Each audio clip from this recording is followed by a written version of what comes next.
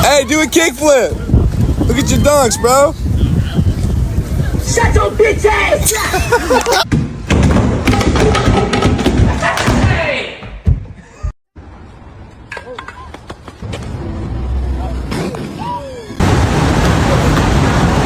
Hey, that's you from TV.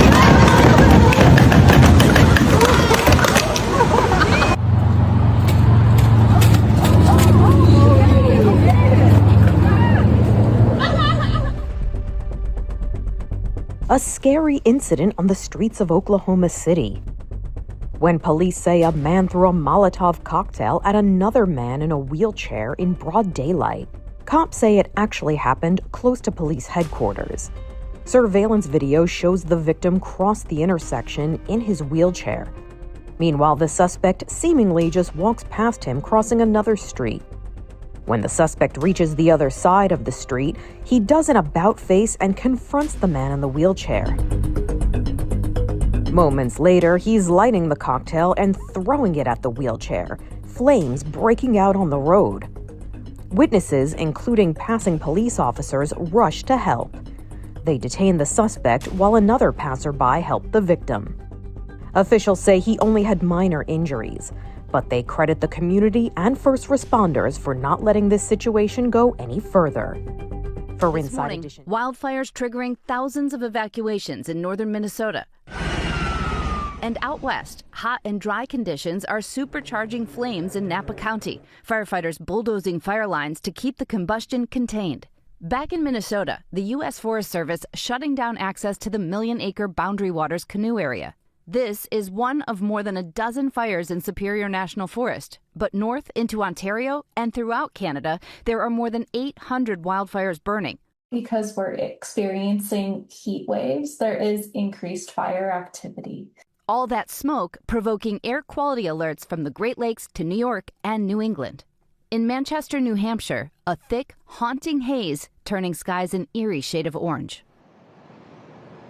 We have extreme heat warnings from Los Angeles to Minneapolis to Philadelphia, all under that heat dome that's riding under the jet stream. And that is the very direction that the smoke is going to be following, burning again from northern Minnesota into Ontario. Watch as that smoke starts to travel down to the south and east. We put some timing on here, so watch the clock. By this afternoon and evening, Buffalo has it. Over here to New York City, we should start to see it. Even Connecticut and Rhode Island, coastal Massachusetts, and then it expands and it intensifies.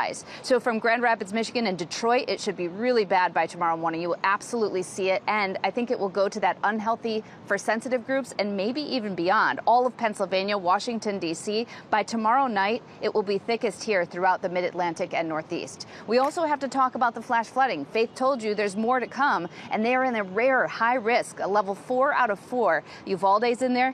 Anyone really from Austin and San Antonio, that I-35 corridor to the west is where you're going to see 2+ inch per hour rainfall rates, Michael, and we end up with an additional foot of rain on top of what you've already had in some places. Yeah, so much going on with the weather, with the rain and the heat, and now the air quality warning. Ginger, thank you for that. Gentleman from New Jersey. Thank you, Sir Speaker. So you fall back in as we get to October, and that means you lose the time, the light that you'd had all this time. Spring forward is always seen by the American people, and if you serve for Roger Williams and the Republican baseball team, it's an opportunity for you to be able to see for the first time in light what the day is going to look like to catch a fly ball. The bottom line to this whole thing is spring forward, fall back is something that impacts every single American. And it impacts people when they go to work. It impacts people as they try and find time to play with their children at night, just a little bit extra time. It helps people who have retinal or eye issues to be able to see more clearly for longer from the time they get up until the time they work their way home, perhaps after work. And it's no wonder that spring forward, fall back is something that the American people are asking Congress. Please standardize this and give us more light and opportunity. I hear broad agreement in this chamber and beyond that the twice-yearly time changes have acute health consequences. But I want to talk about the chronic, long-term impacts of this bill's late winter sunrise. Early morning light is an important environmental cue to set our body's internal clocks and promote alertness. And dim evening light tells our bodies that it is time to sleep. We function best, scientists tell us, on a physical, mental, and social level when our bodies, the sun, and the clock are the wall that are all aligned. Kids perform better at school. Workers are more alert. That's why observe standard time in the winter months, and why we should at least consider observing it year-round. The American Medical Association, American Academy of Sleep Medicine, the National Sleep Foundation, and dozens of other societies tell us if we stop the clock, permanent standard time is a healthier choice. Permanent standard time.